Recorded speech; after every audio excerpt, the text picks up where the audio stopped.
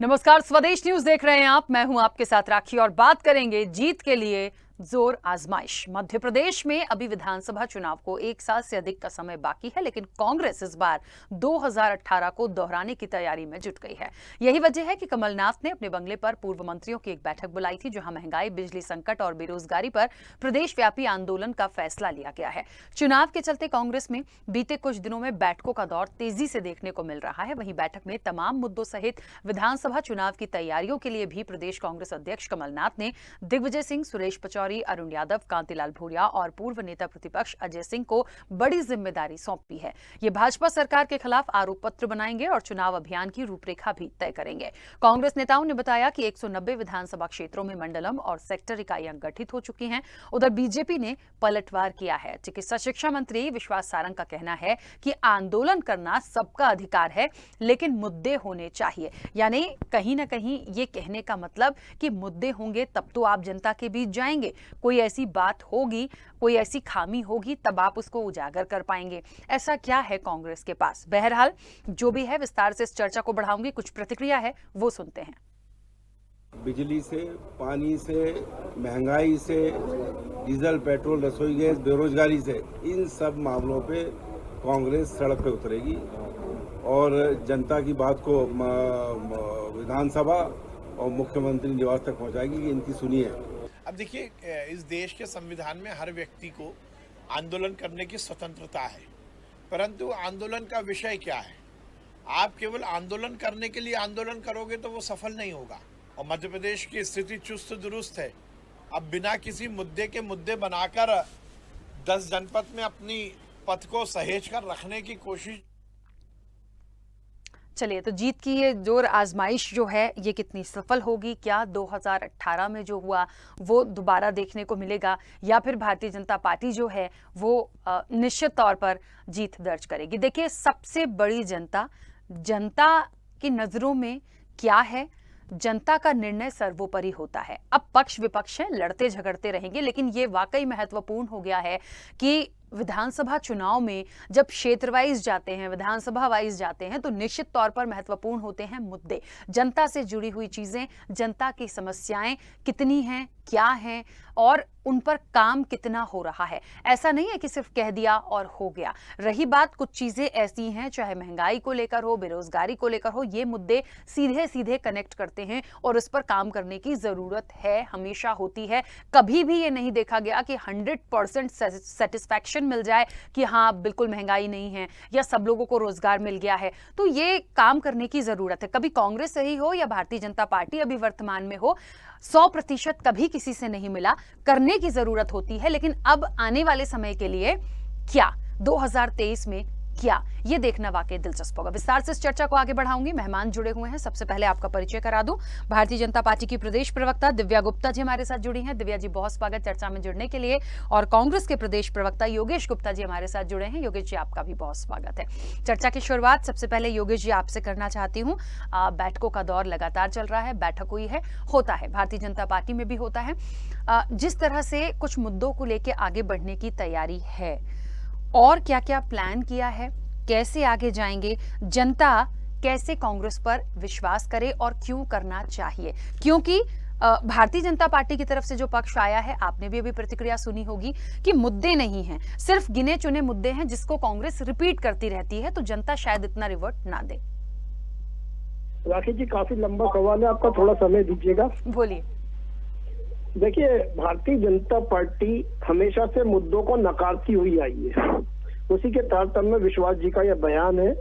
मुद्दों की आज मध्य प्रदेश में कमी नहीं है। जिस प्रदेश का मुखिया माननीय शिवराज जी 17-18 साल से उस प्रदेश में स्वास्थ्य सेवाओं का लचर हाल हमने देखा कोविड काल में, जहाँ डॉक्टरों की कमी, नर्सिंग स्टाफ की कमी, पैरामेडिकल स्टाफ की, जीवन रक्षण उपकरणों की कमी के कारण 1,70,000 से ज्यादा मौतें उस काल में हुई। 17 साल से प्रदेश के मुख्यमंत्री माननीय शिवराज जी, बेरोजगारी चरम पर है। 35 लाख से रजिस्टर्ड बेरोजगार, 35 लाख से ज्यादा रजिस्टर्ड बेरोजगार मध्य प्रदेश सरकार के पोर्टल पर रजिस्टर्ड है। तात्पर्य यह राखी जी कहने का कि जो कश्मीर में पत्थरबाज हुआ करते थे, वहां तो आपने जाकर महबूबा मुफ्ती से हाथ मिलाया, 4.5 साल सरकार साझा करी और 10,000 से ज्यादा पत्थरबाजों को आपने सरकार बनाने के चक्कर में छोड़ दिया, रिहा कर दिया। तो एक तरफ आप इन मुद्दों से ध्यान भटकाने के लिए हिंदू मुसलमान करते हैं, वहीं दूसरी तरफ तथा कथित महबूबा जैसी नेता के साथ सरकार साझा करते हैं। आईएसआई को पठानकोट एयरबेस तक आने की अनुमति देते हैं। मियां नवाज शरीफ के यहाँ मोदी जी बिरयानी खाने जाते हैं जन्मदिन पर। तो ये किस प्रकार का हिंदुत्व को लेकर ये आगे बढ़ रहे हैं? क्या हिंदुत्व का मतलब हमारा युवा बेरोजगार रहे? और इनके जो नेताओं के बेटे, अमित शाह जी का बेटा बीसीसीआई का सचिव बने, सिंधिया जी का बेटा मध्य प्रदेश क्रिकेट एसोसिएशन का सचिव बने, और शिवराज जी के बेटे कार्तिकेय जी अमेरिका में जाकर हायर एजुकेशन प्राप्त करें। हमारे बच्चों को रोजगार की जगह आप उनके हाथों में पत्थर पकड़ा रहे हैं। पूरे देश में आज पत्थरबाज आपने पैदा कर दिए। कश्मीरी में पंडितों का पुनर्वास करने की जगह आपने खरगोन में जो दंगों में 100 से ज्यादा हिंदू परिवारों का विस्थापन हुआ, उनको आज 20 दिन तक घटनाक्रम घटित हुए, आप पुनर्वास नहीं करवा पाए। ये तो हुई एक बात। दूसरी बात राखी जी, आपका प्रश्न था भाई किन मुद्दों पर लेकर कांग्रेस जाएगी? बेरोजगारी, किसानों की लाचारी, महिला अत्याचार, आदिवासी बलात्कार, आदिवासी महिलाओं के साथ बलात्कार, कुपोषण, बिजली, सड़क, पानी, दूध महंगा मध्य प्रदेश में, दारू सस्ती, लाडली लक्ष्मी के क्या हाल है मध्य प्रदेश में, उस योजना के अंदर करोड़ों का भ्रष्टाचार। इस प्रकार के तमाम ज्वलंत मुद्दे हैं जिनको लेकर कांग्रेस पार्टी आगामी 2023 में तो जाएगी। साथ में मध्य प्रदेश में जो 2018 विधानसभा के चुनाव में जनता ने हमें जनादेश दिया था, जो कमलनाथ जी ने अपने 11-12 माह के अल्प कार्यकाल में काम करके बताया था, जैसे कि भू माफियाओं पर प्रभावी कार्रवाई, इंदिरा गृह ज्योति योजना के माध्यम से 100 यूनिट बिजली का बिल 100 रुपए में, आदिवासियों को साहूकारों के चंगुल से बचाया गया, वन क्षेत्र में जो आदिवासी वनवासी स्थापित थे उनको वहां का पट्टा देकर काबिज कराया, और पंडित पुजारियों का मानदेय डबल किया, वृद्धावस्था पेंशन डबल की, आईटी सेक्टर के माध्यम से जो युवा स्वाभिमान योजना के अंतर्गत स्किल्ड बनाने की योजना थी, वो 4 शहरों में बड़े पार्क डेवलप किए। मैग्निफिसेंट मध्य प्रदेश के माध्यम से 70,000 करोड़ का निवेश कमलनाथ जी लेके आए। उसमें से कई उपक्रम आज चालू हुए। उसमें शर्त थी कि 70% रोजगार हमारे युवाओं को मध्य प्रदेश में देना होगा। उन शर्तों का पालन किया जा रहा है। 27 लाख से ज्यादा किसानों का कर्जा माफ किया, उनके बिजली के बिल हाफ किए। तो ये तमाम वो मुद्दे हैं जिनके ऊपर माननीय कमलनाथ जी ने काम करके दिखाया। राम वन पथ गमन के लिए काम शुरू किया। महाकाल मंदिर कॉरिडोर के लिए 350 करोड़ रुपए का बजट स्वीकार किया। 27% ओबीसी आरक्षण को कैबिनेट के माध्यम से पास किया। तो कमलनाथ जी ने उस 11 महीने में इतने काम करके दिखाए। हमारी गौ माताओं का मानदेय बढ़ाया, 2 रुपए शिवराज जी के प्रशासन में था। बताइए, इतने बड़े जानवर का 2 रुपए पेट बढ़ता है। तो कमलनाथ जी ने उसको 30-35 रुपए तक लेके आए थे, शिवराज जी पुनः उसको 20 रुपए में ले आए। ठीक है, तो मुझे लगता है 1500 से ज्यादा गौशालाओं का निर्माण कराया। ये तमाम कमलनाथ जी के कार्यों की उपलब्धियों के साथ साथ हम ज्वलंत मुद्दों को लेकर जनता के समक्ष जाएंगे। पूरा भरोसा है कि जनता हमें पुनः 2018 का जन आशीर्वाद देगी। ठीक है दिव्या जी, बहुत सारे मुद्दे, बहुत सारी बातें योगेश जी ने बताई हैं। बावजूद इसके जो सत्ता पक्ष की जो प्रतिक्रिया थी वो यही थी कि मुद्दे नहीं हैं। मुझे लगता है बहुत सारे मुद्दे तो जो अभी बताए योगेश जी ने वो जनता को कनेक्ट करते भी हैं, इसको नकारा नहीं जा सकता। फिर कैसे ये कह देना सही होगा कि मुद्दे नहीं हैं या जनता कनेक्ट नहीं कर पाएगी? एक्चुअली सही बात है कि योगेश जी आज बहुत सारे मुद्दे उठा के और पूरा उन्होंने आज डिबेट को कोशिश ही करी कि वन साइडेड ले जाएं। लेकिन योगेश जी, मैं भी थोड़े से आपके सारे पॉइंट्स लिख रही थी और उन पॉइंट्स का पॉइंट दर पॉइंट रिबटल करना चाहूंगी। राखी जी, विद योर परमिशन मैं उस सारे पॉइंट्स को एक बार गिना देती हूँ और हर एक पॉइंट वाइज मैं रिबटल करना चाहूंगी उस चीज का। तो जो स्वास्थ्य का उन्होंने बहुत बड़ा एक उदाहरण दिया, तो मैं उस स्वास्थ्य का एक और आपको उदाहरण, दूसरा पक्ष भी आपको दिखाना चाहूंगी कि आपको अगर ज्ञात हो या याद हो तो वैक्सीन के क्षेत्र में मध्य प्रदेश नंबर 1 अव्वल आया है। और वैक्सीन हमने जिस ढंग से लगवाई और लगाई वो भी अपने आप में एक बहुत बड़ा कीर्तिमान स्थापित हुआ है। शायद आप भूल गए हो उस कीर्तिमान को, मैं आपको सिर्फ याद दिलाना चाहूंगी कि एक वो समय था जब हम सबको इकट्ठा एकजुट होकर एकमत होकर खड़ा होना चाहिए था। लेकिन परेशानी इस बात की थी कि कांग्रेस उस समय वैक्सीन में भी बीजेपी और कांग्रेस ढूंढ रही थी और वैक्सीन लगवाने में हतोत्साहित करने में लगी हुई थी, जबकि होना ये चाहिए था कि उस सारी महामारी के बीच में आपका फर्ज ये था कि आप लोगों को वैक्सीन सेंटर तक लेकर जाए और वैक्सीन लगवाएं, क्योंकि जो जनता आपको वोट देने वाली वो जनता हमको भी वोट देने वाली। लेकिन उस समय जनता इंपॉर्टेंट थी, वो व्यक्ति इंपॉर्टेंट था जिसको वैक्सीन लगनी जरूरी थी। उस समय बीजेपी और कांग्रेस की वैक्सीन नहीं करते तो बहुत बेहतर होता, जो वैक्सीन आप लोगों ने करी। सॉरी, अब मेरी बात सुनिएगा पूरी ध्यान से। रही बात आपके रोजगार की, तो रोजगार मेले जो आयोजित किए जा रहे हैं, उस रोजगार मेले में जो लगातार युवाओं तक पहुंचा जा रहा है और उनको रोजगार दिया जा रहा है, उपलब्ध करवाया जा रहा है, नए नए कीर्तिमान हो रहे। एक एक रोजगार मेले में 5-5 लाख लोगों को रोजगार दिया जा रहा है। अगर आपके पास अगर उसके आंकड़े नहीं हो तो आंकड़े पहुंचाने का काम मैं आपको पर्सनली करती हूँ। इससे रोजगार मेले आयोजित किए जा रहे हैं 2 साल से। 5 लाख में से 50 लोगों के नाम गिनवाइए जिनको आपने रोजगार दिया। क्योंकि जी मैं आपकी बहुत धैर्य से मैंने आपके पूरा व्यक्तित्व सुना, प्लीज आप सुनिएगा। आप बोलिए, मेरा निवेदन ये है कि 50 लोगों के नाम गिनवाइए जिनको रोजगार दिया मध्य प्रदेश। ठीक है, एक मिनट। हाँ दिव्या जी, आप कंटिन्यू कीजिएगा, पर इनका जो सवाल था उसको भी आखिरी में आप जवाब दे दीजिए। बोलूंगी, आखिरी में जवाब दूंगी, लेकिन मुझे अभी कंटिन्यू करने दीजिए प्लीज। दूसरी बात, रोजगार मेले 2 साल से आयोजित नहीं किए जा सके, जिसके कारण आप ये कह सकते हैं या आप कहने वाले बार बार बनते हैं कि पहले क्यों नहीं करा, अब क्यों कर रहे हैं। तो सर, रोजगार मेले इसलिए आयोजित नहीं किए जा सके क्योंकि उस समय कोविड काल चल रहा था और इस तरह की भीड़ इकट्ठी करना वाजिब नहीं था, इसलिए नहीं हुए और इसलिए अब हो रहे हैं और रोजगार दिया जा रहा है, उपलब्ध किया जा रहा है। और आपको वेबसाइट पे और सारे की सारी चीजों पे आंकड़े उपलब्ध है, नहीं होंगे तो मैंने कहा मैं आपको उपलब्ध कराऊंगी। तीसरी बात, जो आपने बेटों की चर्चा करी कि इनके बेटे यहाँ पहुंच गए, उनके बेटे वहां पहुंच गए, तो प्रभु आपसे मैं एक और निवेदन करना चाहूंगी कि आप सबके बेटे भी कहाँ पहुंच गए, आपके नेताओं के बेटे, उनकी भी चर्चा कर लीजिए। क्यों मंत्री पद बनाने के लिए अपने भाई से लड़ाई करवाने के लिए दिग्विजय सिंह जी ने मुंह मोड़ा था? क्यों अपने बेटों को इतनी बेटों की लोलुपता थी? क्यों हम ये बार बार कहते हैं कि अपने बेटों के कारण ईगो टसल करी, उन्हीं के कारण आपकी सरकार गिरने की नौबत तक आ गई, क्योंकि आपको अपने बेटों के मोह में आप इतने इस तरह से आप गिर चुके थे या घिरे हुए हैं अभी भी कि उसके कारण आपको सरकार गिराना, आपको लोगों को नाराज करना संभव था, लेकिन बेटों का मोह आपसे लोगों से नहीं जा रहा था, आपके शीर्ष नेताओं से। ये बेटों के मोह की बात होती है, आप हमारे बेटे ना गिराएं, अपने बेटों के बारे में चिंता करें। तीसरी बात, आपने विषय उठाया किसान का, तो सर किसान की गिनती आपके राहुल गांधी जी ने बहुत जोर शोर से करी थी, 1 2 3 4 5 हमने सबने सुना था, लेकिन वो कुछ हो नहीं पाया। वहीं पे वो सारी की सारी योजना आपकी टाटा फिस होकर रह गई। आप कितने लोगों तक पहुंचे वो भी हम जानते हैं, और उसके बाद जो हुआ वो सारा का सारा उस सारे के सारे किसानों की जो डिफॉल्टर हुए, जो उन सबको जो परेशानी हुई, जो उन लोगों को बहुत सारा उन्होंने कष्ट झेला, उस सब के लिए भी आप ही की सरकार जिम्मेदार थी, क्योंकि आप लोगों ने आधा अधूरा काम करके छोड़ा हुआ था। तीसरी बात आपने कही महिला सुरक्षा की। महिला सुरक्षा की बात के लिए मैं आपको बताना चाहूंगी कि महिला सुरक्षा की बात आप अगर हमसे ना करें तो बेहतर, क्योंकि राजस्थान जाइए और राजस्थान जाके पूछिए कि वहां क्या हो रहा है महिला सुरक्षा के बारे में। चौथी बात, आपने भूमाफिया की बात कही। भूमाफिया के लिए मैं आपको सिर्फ एक जवाब देना चाहूंगी, सारे भूमाफिया आपने वो चुन चुन के वैमनस्य के कारण ढूंढे।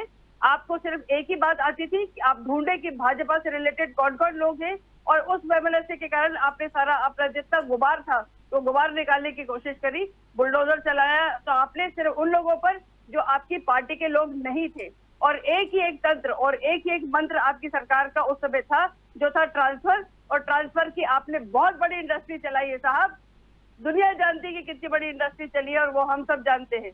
दूसरा, आप लोगों ने जो बात कही वन मंडल की, तो अभी आपने सुना कि वन मंडल किस तरह से हमने राजस्व मंडल बनाए हैं उनको, और किस तरह से उनको मेन स्ट्रीम राजनीति में मेन स्ट्रीम योजनाओं के अंतर्गत लेकर आए हैं। तो इस तरह की योजनाएं भी है योगेश जी, इसलिए ये सारी चर्चा करना दिव्या जी, एक ही बात है। और एक सवाल का जवाब योगेश जी ने किया था, उसका भी जवाब दे दीजिए। मैंने सिर्फ आपसे ये कहा कि सब everything is listed on the website, आप जाइए, वेबसाइट खोलिए, आपको एक एक नाम मिलेगा, एक एक व्यक्ति मिलेगा, एवरीथिंग इज ट्रांसपेरेंट। आजकल डिजिटल वर्ल्ड है साहब, आप किसके साथ क्या बात कर सकते हैं। शिवराज सरकार ने दिया पिछले 4 साल में, शिवराज सरकार ने 50 लोगों को रोजगार दिया, उनके नाम गिनाइए। मैंने बात कह दी कि पिछले 2 साल से रोजगार मेले नहीं हुए, केवल 5 लोगों की गिनाइए। अरे जब 5 लोगों के लिए 5 लाख लोग हैं, 5 लोग क्यों? आप जाइए ना वेबसाइट पर। हम वेबसाइट कंसल्ट करके बैठे हैं मैडम, ठीक है, जवाब ले लीजिए। हाँ बोलिए। देखिए सर, राखी जी देखिए, भारतीय जनता पार्टी बीजेपी बहुत झूठी पार्टी, झूठ के अलावा और कुछ नहीं इनके पास। इनकी जो अनुवांशिक शाखा है आरएसएस में, वो झूठ बोलने की ट्रेनिंग देती है और झूठ ही परोस कर ये जनता को भ्रमित करते हैं। हमने आपके बीच में नहीं बोला था आदरणीय, please I humble request you है, सुनिए आप। अभी तो इन्होंने किसानों की बात करी, मैं आपको किसानों का ताजा उदाहरण दूं। आर्थिक सांख्यिकी विभाग जो भारत सरकार का है, उसकी जो रिपोर्ट आई है राखी जी, मैं देखिए आंकड़े लेके बैठता हूँ, तथ्यों के साथ बात करता हूँ। जो उसकी रिपोर्ट आई है उसके हिसाब से मध्य प्रदेश के प्रति किसान की आय 26 रुपए 25 पैसे है। तो आज जो हमारा मध्य प्रदेश का किसान है ना, पिछले 18 साल से मामा जी के कुशासन में 23,000 से ज्यादा पहले मौतें हुई, 4,500 से ज्यादा अभी पिछले 2 साल में मर गए, और 35,000 घोषणाएं झूठी करके बैठे। ये जो योजनाएं बनाते हैं ना पेपर पे, ये कभी धरातल पर उतरती नहीं है। इन योजनाओं के बनाने में ही करोड़ों का भ्रष्टाचार हो जाता है।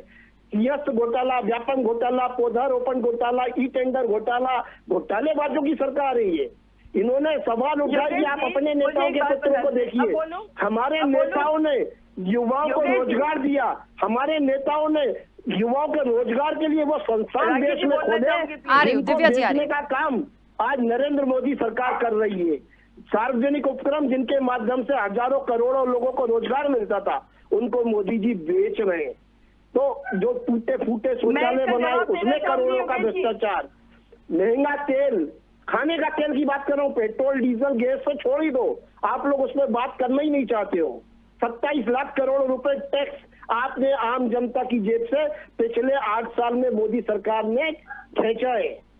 भारी भरकम टैक्स वसूली कर रही है केंद्र सरकार। राज्यों के ऊपर आप तीसरा बोलते हो, राज्यों का जीएसटी आप देते नहीं है उनका। किसी राज्य का 8,000 करोड़ बाकी है, किसी राज्य का 12,000 करोड़ बाकी है। मामा शिवराज की तो ये हाल है कि बेचारे हाथ जोड़ के खड़े रहते हैं, आवाज ही नहीं निकलती मोदी जी के सामने कि साहब हमारी सरकार का कुछ टैक्स जो बकाया है वो दे दो। तो आज किसानों की जो उपार्जन खरीदी है, एक मिनट, लेट मी कंप्लीट। आपका समय आया बोलिएगा, आपका समय बोलिएगा, आपका समय आएगा बोलिएगा।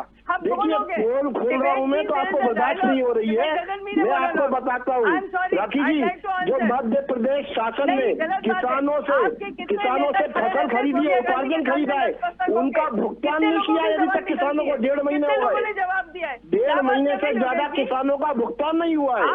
तो ये तमाम वो मुद्दे हैं। इन्होंने कोविड काल का चलिए, मुझे ऐसा लगता है दिव्या जी, मुझे ऐसा लगता है कि कांग्रेस जितनी बातें अभी कह रही है, उनके साथ साथ जो सबसे बड़ा मुद्दा है जिसे सबसे ज्यादा फोकस किया जा रहा है, वो महंगाई का है, और शायद ये प्रभाव डालेगा। मैं इसलिए भी ये बात बोल रही हूँ क्योंकि आप भी समझ सकती हैं, मैं भी समझती हूँ कि सिर्फ पेट्रोल डीजल नहीं, खाने की चीजों पर भी आप देख लीजिए।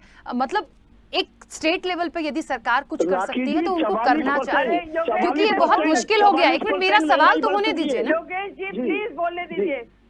आपने बोलने दिया मुझे? आपने बोलने दिया? आप बीच में बोल रही थी, आपने मुझे बोलने दिया? ठीक है, 1 मिनट योगेश जी, 1 मिनट। मेरी बात अभी कंप्लीट नहीं हुई राखी जी। योगेश जी 1 मिनट, उनसे जवाब तो लो। मुझे आप 1 मिनट दीजिए, 1 मिनट दीजिए। चलिए बोलिए, जल्दी से कंप्लीट करिए। दिव्या जी मैं आ रही हूँ। राखी जी नो, राखी जी ये फिर शुरू हो गई नो करके, ये इनकी आदत है। अरे सर ये कमाल हो गया ये तो। दिव्या जी इसके बाद भरपूर समय लीजिए। 1 मिनट में जल्दी कंप्लीट करिए। बोलेंगी, मैं सुनूंगा तो मैसेज जाएगा, मैं बोलूंगा आप सुनेंगी तो मैसेज जाएगा। ठीक है योगेश जी प्लीज। में कुछ डिबेट का साल तक हल नहीं निकलेगा। आप लोग बौखला जाते हो जब सवाल उठते हैं तो। अरे क्यों बौखलाएंगे साहब, बोलिए ना। देखिए राखी जी सुनिए। हाँ, सवाल कर रहे हैं। प्रजातंत्र को आप लोग मानते कहाँ हो, कुचलते हो। देखिए राखी जी, आज रसोई घर का खर्च 44% बढ़ चुका है 2014-15 के मुकाबले। बेरोजगारी एशिया में सर्वोच्च दर है। हमारी जो शिवराज सरकार है ये अपनी पीठ तो थपथपा रही है, लेकिन इनको ये जानकारी होना चाहिए माननीय दिव्या जी को कि 3 लाख करोड़ से ज्यादा का कर्जा ले चुके हैं। 28,000 करोड़ प्रति माह हम ब्याज के रूप में चुका रहे हैं।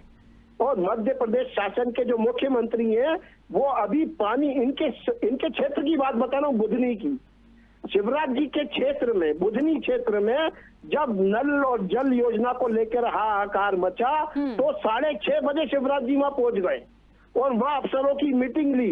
तो देखिए, जिस प्रदेश के मुख्यमंत्री शिवराज जी हैं, 17-18 साल में खुद ही के जिले में वो पानी की योजनाएं नहीं पहुंचा पाए। तो ये बदहाल मध्य प्रदेश अपनी बदहाली से आज से नहीं, पिछले 17-18 सालों से जूझ रहा है और यही एक कारण था कि प्रदेशवासियों ने शिवराज जी की कार्यशैली को देखते हुए 2018 में जनादेश कांग्रेस को दिया था। इन्होंने धन बल बाहुबल भ्रष्टाचार इन्होंने सरकार गिराई, अलोकतांत्रिक तरीके से पुनः कुर्सी पे काबिज हुए। लेकिन मध्य प्रदेश की जनता जनार्दन है, वो जानती है हम पुरानी पेंशन योजना जो सरकारी कर्मचारियों की अटल सरकार ने बंद करी थी उसको चालू करेंगे, उसको हम चालू करेंगे पुरानी पेंशन योजना। ठीक है योगेश जी, बस ठीक है, आपकी परमिशन हो योगेश जी तो बोलूं? प्रोसीड। Thank you sir.